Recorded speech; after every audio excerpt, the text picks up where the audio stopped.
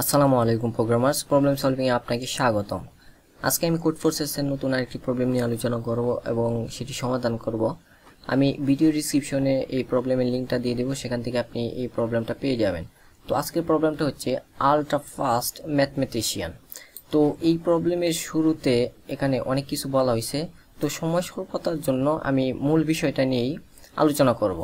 তো আমাদেরকে এখানে ইনপুট সেকশনে বলা হয়েছে আমাদেরকে দুইটা লাইনে দুইটা ইনপুট নিতে হবে, আর এই দুইটা ইনপুট অবশ্যই 0 এবং 1 দ্বারা গঠিত, অর্থাৎ 0 এবং 1 ডিজিট ছাড়া আর কোনো ডিজিট থাকবে না।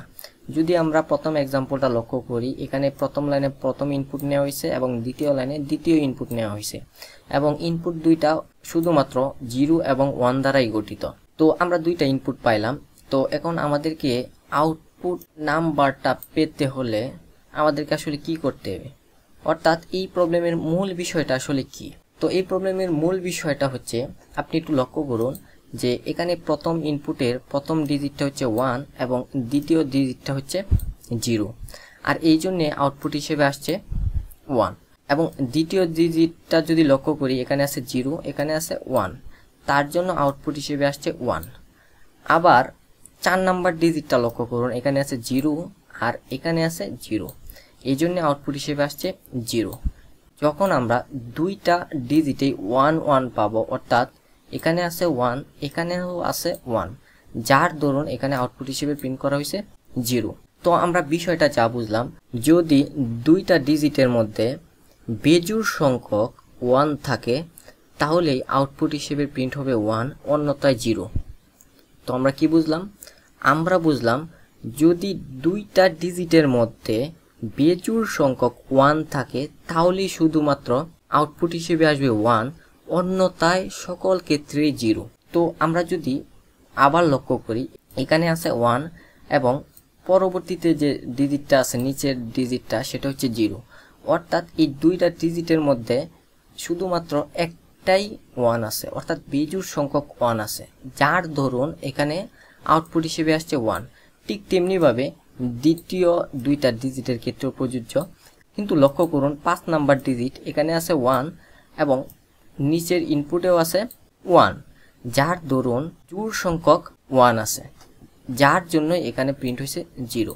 অর্থাৎ যদি ইনপুট হিসেবে নেওয়া দুইটা ডিজিটের মধ্যে যদি বেজোড় সংখ্যক 1 থাকে তাহলেই শুধুমাত্র আউটপুট হিসেবে আসবে 1, অন্য সকল ক্ষেত্রে আসবে 0।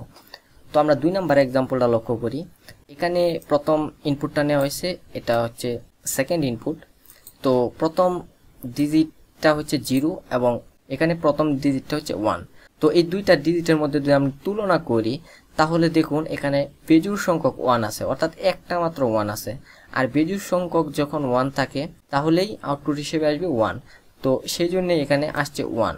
ঠিক তেমনিভাবে পরবর্তী দুইটা ডিজিটের জন্য বেজোড় সংখ্যক 1 থাকার কারণে এখানে আসছে 1 1। তো যদি আমরা 3 নাম্বার এক্সাম্পলটা লক্ষ্য করি, তো আমরা দুইটা করে ডিজিট আমরা তুলনা করব। তো এখানে আছে 1, নিচেও আছে 1, এখানে বেজোড় সংখ্যক 1 নাই, এখানে জোড় সংখ্যক অর্থাৎ দুইটা 1 আছে, এই জন্য এখানে আউটপুট হিসেবে প্রিন্ট হয়েছে 0 শুরুতে। তো দ্বিতীয় দুইটা ডিজিট 1 এবং 0, এই দুইটার মধ্যে যদি আমি তুলনা করি তাহলে দেখুন এখানে একটা মাত্র 1 আছে, অর্থাৎ বেজোড় সংখ্যক 1 আছে। বেজোড় সংখ্যক 1 থাকার কারণে এখানে আসছে হচ্ছে 1। আবার তৃতীয় দুইটা ডিজিট 1 1, জোড় সংখ্যক 1 আছে, আর এই জন্যই এখানে আউটপুট হিসেবে আসছে 0। চতুর্থ যে ডিজিটটা আছে 0 এবং 0, তো এখানে তো কোনো 1ই নাই, এই জন্য এখানে আউটপুট হিসেবে আসছে 0। তো ঠিক তেমনিভাবে এখানে চতুর্থ এক্সাম্পলের জন্য 0 0 1 আউটপুটটা চলে আসছে। তো এবার একটু লক্ষ্য করুন, যখন বিজোড় সংখ্যক 1 থাকে তখন আউটপুট হিসেবে আসে 1, আর অন্যথায় সকল ক্ষেত্রে আসে 0। তো আসলে এখানে যে কাজটা হইতাছে এটার নাম কি? আসলে এই যে অপারেশনের কথা বলা হইতাছে, যখন বিজোড় সংখ্যক 1 থাকলে আউটপুট হিসেবে আসবে 1 আর অন্যথায় সকল ক্ষেত্রে 0। তো এই যে একটা অপারেশন, এই অপারেশনের নাম কি? আসলে এটা হচ্ছে একটা XOR গেট। তো XOR গেট দেখতে কেমন? XOR গেটের সিম্বলটা হচ্ছে এরকম। তো এখানে XOR গেটের ইনপুট হিসেবে নেওয়া হয়েছে A B C। তো আমরা যদি এই এক্সাম্পলটা বুঝতে পারি তাহলে আমাদের প্রবলেম তো বুঝবই, আবার XOR গেটটা কি সেটাও আমরা বুঝে যাব। তো এখানে তিনটা ইনপুট নেওয়া হয়েছে, একটা হচ্ছে A, আরেকটা হচ্ছে B, আরেকটা হচ্ছে C, আর এটা হচ্ছে আমাদের আউটপুট। যখন A এর মান 0, B এর মান 0 এবং C এর মানও 0, অর্থাৎ এখানে কোনো বেজোড় সংখ্যক 1 নাই, যার কারণে এখানে আউটপুট হিসেবে আসছে 0। দেখুন এখানে A এর মান আছে 1, B এর মান আছে 0 এবং C এর মানও হচ্ছে 0। তো এখানে বেজোড় সংখ্যক 1 আছে, অর্থাৎ এখানে একটা 1 আছে, যার দরুন এখানে আউটপুট হিসেবে আসছে 1। তো 3 নাম্বার রোতেও ঠিক সেম কাজটাই হচ্ছে, এখানে বিজোড় সংখ্যক অর্থাৎ একটা মাত্র 1 আছে, যার কারণে এখানে আউটপুট হিসেবে আসছে 1।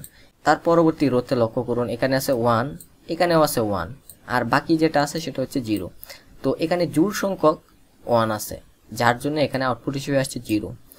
আবার দেখুন পরবর্তী রোতে এখানে বিজোড় সংখ্যক 1 আছে, এই যে শুধুমাত্র একটা মাত্র 1, যার কারণে এখানে আউটপুট হিসেবে আসছে 1। পরবর্তী রোতে দুইটা 1 আছে, অর্থাৎ জোড় সংখ্যক 1 থাকার কারণে এখানে আউটপুট হিসেবে আসছে 1। ঠিক পরবর্তী রোতেও সেম কাজটাই হয়েছে, এখানে জোড় সংখ্যক 1 আছে, যার কারণে এখানে আউটপুট হিসেবে আসছে 0। কিন্তু সর্বশেষ রোতে লক্ষ্য করুন, এখানে তিনটা 1 আছে, অর্থাৎ বিজোড় সংখ্যক 1 থাকার কারণে এখানে আউটপুট হিসেবে আসছে 1। তো এই প্রবলেমে আসলে বিহাইন্ড দ্য সিন যে ঘটনা ঘটে সেটা হচ্ছে XOR গেটের অপারেশন। তো আশা করি আপনি প্রবলেমটা বুঝতে পারছেন। তো যদি আপনি প্রবলেমটা বুঝে থাকেন তাহলে নিজে নিজে সমাধান করার চেষ্টা করেন। আমি ভিডিওর পরবর্তী অংশে এই প্রবলেমের সমাধান নিয়ে আলোচনা করব। আপনারা যারা প্রবলেমটা সমাধান করতে পারছেন আপনাদেরকে অসংখ্য ধন্যবাদ, আর যারা প্রবলেমটা সমাধান করতে পারেন নাই তারা আমার সাথে কন্টিনিউ করেন। তো এই প্রবলেমের শুরুতে আমাদেরকে বলা হয়েছে দুইটা ইনপুট আমাদেরকে নিতে হবে। এই দুইটা ইনপুট অবশ্যই 1 এবং 0 দ্বারা গঠিত। তো আমরা এই দুইটা ভ্যালু নেওয়ার জন্য আমরা দুইটা ভেরিয়েবল ডিক্লেয়ার করে নেই, আর আমি ভেরিয়েবলের টাইপটা দিচ্ছি স্ট্রিং, যাতে আমার কাজ করতে অনেক সুবিধা হয়। তো আমরা দুইটা নাম্বার পেয়ে গেলাম, একটা হচ্ছে A আর একটা হচ্ছে B। তো আমাদেরকে যে কাজটা করতে হবে সেটা হলো আমাদেরকে XOR অপারেশন ঘটাতে হবে। তো XOR অপারেশনের মূল যে বিষয়টা সেটা হলো, যখন শুধুমাত্র এই প্রবলেমের ক্ষেত্রে আমি বলতেছি, শুধুমাত্র এই প্রবলেমের ক্ষেত্রে যখন দুইটা ডিজিটের মধ্যে কোনো মিল থাকবে না, অর্থাৎ 0 1 বা 1 0 হবে, অর্থাৎ দুইটা ডিজিট এক হবে না, তখনই কিন্তু আউটপুট হিসেবে আসছে 1। আর অন্যথায় দেখুন যখন দুইটা ডিজিট সেম হয়, অর্থাৎ যখন 0 0 হয়েছিল তখন কিন্তু আউটপুট আসছে 0, যখন 1 1 হয়েছিল তখন কিন্তু আউটপুট আসছে 0, অর্থাৎ যখন দুইটা ডিজিট সেম হয়েছিল ঠিক তখনই কিন্তু আউটপুট হিসেবে আসছে 0, আর অন্যথায় আউটপুট হিসেবে আসছে 1। তো আমরা এখানে যে কাজটা করতে পারি সেটা হলো আমরা একটা লুপ নিতে পারি এবং লুপের মাধ্যমে আমরা প্রথম ইনপুটের ডিজিটগুলোর সাথে দ্বিতীয় ইনপুটের ডিজিটগুলোর সাথে আমরা তুলনা করতে পারি, আর তুলনা করার মাধ্যমে কিন্তু আমরা আউটপুটটা পেয়ে যেতে পারি অনেক সহজেই। তুলনাটা আমরা কিভাবে করতে পারি, তো তার আগে আমি একটা ফর লুপ নিয়ে নিচ্ছি। তো এখানে এই লুপটা চলবে দুইটা ইনপুটের লেন্থ যতটুকু ঠিক ততবার। এখানে দুইটা ইনপুটের লেন্থই কিন্তু সমান হবে, তো আমি যে কোনো একটা লেন্থ নিয়ে নিচ্ছি। তো আমাকে যে কাজটা করতে হবে, এখন আমাদেরকে দুইটা ডিজিট নিতে হবে এবং দুইটা ডিজিটের মধ্যে আমাদেরকে তুলনা করতে হবে। যখন দুইটা ডিজিটের মধ্যে পার্থক্য থাকবে, অর্থাৎ দুইটা ডিজিট সেম হবে না, তখনই আউটপুট হিসেবে আসবে 1, অন্যথায় 0। তো আমরা একটা কন্ডিশন ব্যবহার করতে পারি। তো কন্ডিশনটা হচ্ছে যখন দুইটা ডিজিট সমান হবে বা একই হবে ঠিক তখনই আউটপুট হিসেবে প্রিন্ট হবে 0, অন্যথায় আউটপুট হিসেবে প্রিন্ট হবে 1। তো এটাই হচ্ছে এই প্রবলেমের সমাধান। আপনি যদি এই সমাধানটা সাবমিট করেন তাহলে কিন্তু এই সমাধানটা অ্যাকসেপ্টেড। কিন্তু আমরা এই প্রবলেমটা এই ইফ ইলস কন্ডিশন ব্যবহার করে আমরা করব না, আমরা একটু অন্যভাবে করব। তো এখানে যেহেতু behind the scene XOR operation করতেছে, তো আমরা XOR গেটের উপর বেস করে আমরা এই প্রবলেমটা সমাধান করব। XOR গেটের ক্ষেত্রে যখন বিজোড় সংখ্যক 1 থাকে তখন আউটপুট হিসেবে আসে 1, অন্যথায় আউটপুট হিসেবে আসে 0। তো এখানে XOR অপারেশনটা করার জন্য একটা সিম্বল ব্যবহার করা হয়, সেটা হচ্ছে এই সিম্বলটা ইউজ করা হয়। আমরা এই সিম্বলটা ইউজ করব XOR অপারেশন ঘটানোর জন্য। তো আমরা দুইটা ইনপুট নাম্বার থেকে সবসময় দুইটা ডিজিট পাবো, আর আমরা দুইটা ডিজিটের মধ্যে XOR অপারেশন ঘটাবো। তো আমি একটা ভেরিয়েবল নিচ্ছি।